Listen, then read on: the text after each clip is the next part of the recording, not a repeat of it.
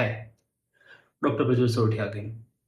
આપણામાંથી ઘણા લોકો ફિઝિકલી બધી જગ્યાએ અવેલેબલ હોય છે, પણ ઇમોશનલી બધી જગ્યાએ અનઅવેલેબલ.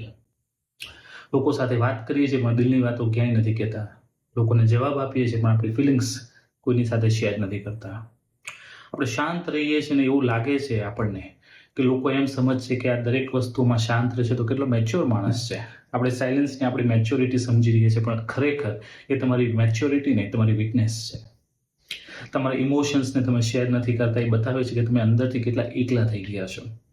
આ જ વસ્તુના કારણે તમારા રિલેશનશિપ વચ્ચે ડિસ્ટન્સ પેદા થાય છે, તમારી અન્ડરસ્ટેન્ડિંગ ઓછી થઈ જાય છે, અને ફિલિંગ્સ એક્સપ્રેસ ના થવાના કારણે અંદર એક અલગ પ્રકારનો સ્ટ્રેસ પેદા થાય છે, અને પછી એ તમારા મેન્ટલ ડિસઓર્ડરનું કારણ બને છે.